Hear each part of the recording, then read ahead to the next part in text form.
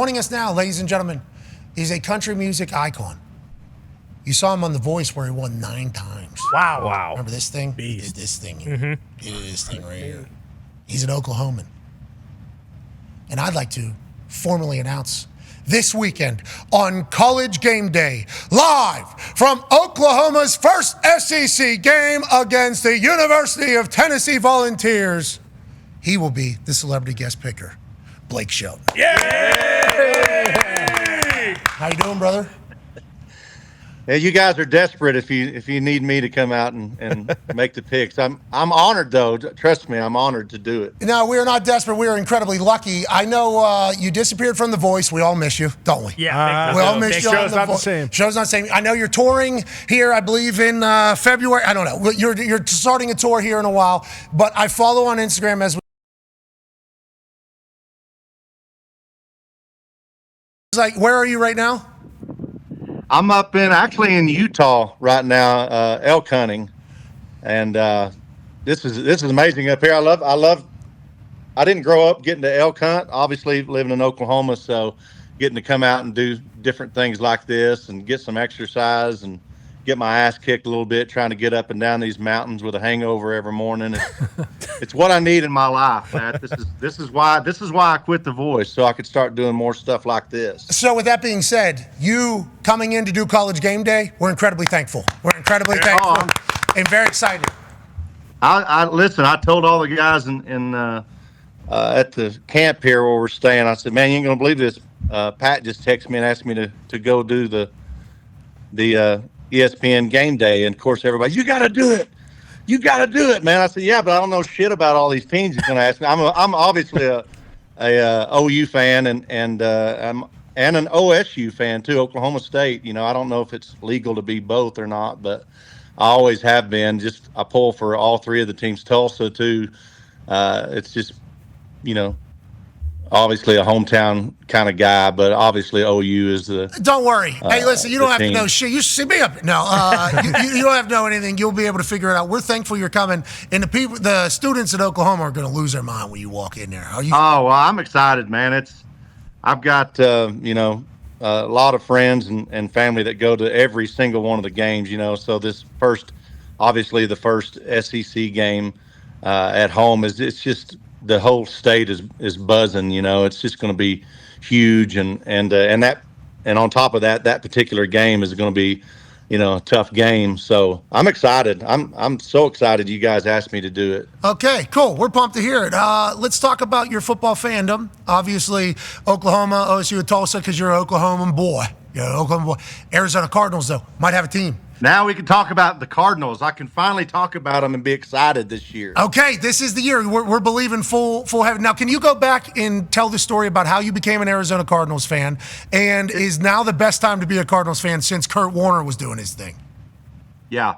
Well, it's a boring story, but I'll tell you, you know, when I moved to Nashville in 1994, and a couple of years after I got there, there was a citywide vote, and I remember there were signs in people's yards, almost like it was amazing. It was just a huge movement. Vote yes for the NFL. I remember seeing these signs everywhere, and they were trying to get the Oilers to come to Nashville, and the vote went through. Obviously, people wanted the team there, and I remember. I had a roommate at the time. I said, and he was a big NFL fan, and I said, "Man, let's watch some football this weekend and show me the difference when we're watching this game, these games. What the difference is the NFL and college football. They're basically the same, but I wanted to know because I didn't grow up watching the NFL that much back then. And that night, I think was Arizona versus the Chargers or somebody, and we watched the game, and it was a nail biter, and I think Arizona must have won. And from that moment on, I just became a huge Arizona Cardinals fan. Even when the Titans came to town, and Steve McNair was he was a hero. He was my hero. You know, I loved that guy. I would still if I had to pick which game to watch, I would always watch Arizona though. And then, of course, they had the run with Kurt Warner, and then another pretty good run with Carson Palmer. After that. And I told you I had a guest here with me that he's still hunting right now, but Colt McCoy is here at camp with us, and I was wanting him to stick his head in. He said that he had been on your show a couple of times, and I was going to have him poke his head in. He's going to be the governor of Texas. He's going to be governor of Texas. You know that? Yeah. I think that's going to happen for Colt McCoy. What a legend, that guy. It's back. The Arizona Cardinals are back, though. You guys are going to be good this year now. We saw the game Sunday. My God, now that Marvin Harrison Jr. had his got over the hump, and that first quarter was shocking. I remember I was sitting there watching the game Sunday and just thinking the other shoe's going to fall. That always happens with Arizona. They could be 40 points ahead, and the shit hits the fan and something unheard of happens, and they just held it together the entire game. And, I've just had so many games where we've played the Rams and just terrible things happen. And I don't know, I'm just so excited. I thought we played the hell out of that the Buffalo game too, I thought we looked good there. I mean, weren't able to hang on there till the end, but I'll take it, just to know that we have a chance, that it's worth, canceling anything I got going on Sundays to watch the game now is it's going to be worth it, Does Gwen watch? Is Gwen a Cards fan now? She'll sit there while I'm watching and I'll get up and scream about something, and she'll look up from her phone and what, and but not really, She wears. They send us gifts every now and then, and she'll wear their shit. She'll put the sock hat on or whatever. But she's not really a football fan at all. Yeah. Hey, listen. Look up from the phone. What happened? Catch up. Oh, sweet. Yeah. Let's move along. I think that's happening in a lot of houses. But young girls in the game now. Taylor Swift. Mm-hmm. Yeah. Mm-hmm. Taylor Swift has brought them into football, brother. It is a beautiful time for both. I don't think she misses a game. I don't think she's ever misses a game anymore. It's amazing. Yeah, she's a football fan.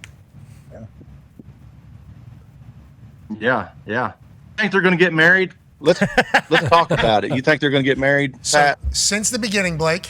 Since the beginning. And you're in a high-profile celebrity relationship here now that I assume some people potentially said was pushed behind the scenes. Like, hey, good publicity here. You two kind of date each other. I assume there was some of that chatter. I'm not 100% sure.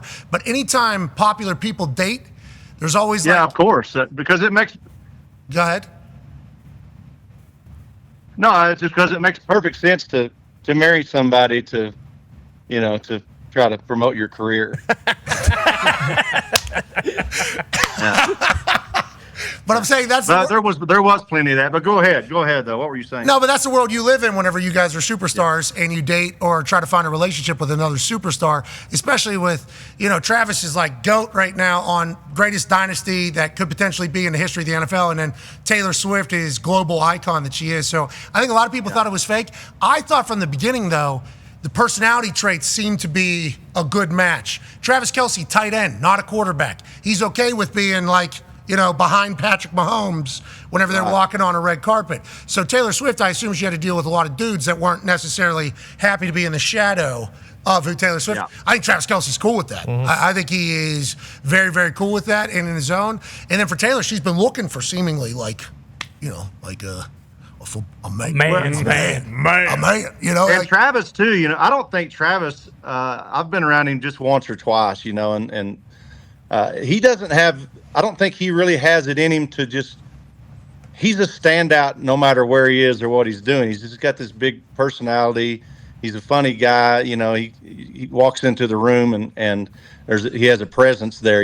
So there's never going to be that moment where he's in the shadows anyway, just because of his charisma and his personality anyway. He just kind of owns the moment, whatever that is, whether it's at that picture you just had up there at one of her shows. He's just willing to go there. I love his personality. He's a ton of fun. His brother too. I'm a fan of both of theirs. Yeah, the Kelce brothers are awesome. Jason Kelce on TV every Monday, and then New Heights every single, I think, new episode just dropped today. It's like, love that the Kelce brothers are showcasing football to a brand new people. They're the perfect people to be the football representative for this. You believe in them? You believe in them? You believe in Taylor and Travis? I do, man. I think the fact that and the fact that they're both they're just kind of putting it out there in everybody's face, like there's no like sneaking around or trying to tamp things down or keep it on the down low. I think when you're willing to just come out and just kind of put it in everybody's face that you're together and you're owning it, that's something that that's what Gwen and I did. It's like, look,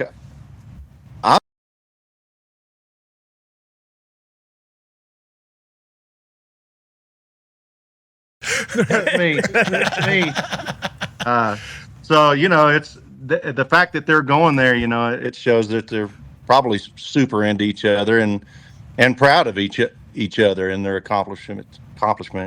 I agree. Hey, congrats to them, and congrats to you and Gwen. Yeah, it's awesome. That's beautiful. Thank you. Hey, love's not an easy thing, Nope. obviously. And whenever you find it in the midst of a lot of chaos, seemingly, and so many outside factors and opinions, it's a beautiful thing. Just like you and Gwen are a beautiful couple. Mm-hmm. I mean, it's a beautiful thing. Thank you, buddy.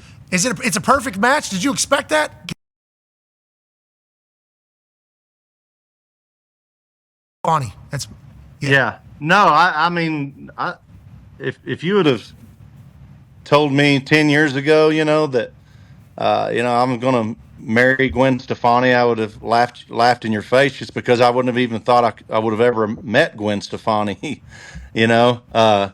So, having a chance to meet her and then find out that, that we just have this chemistry together, it's just, it was meant to be, man.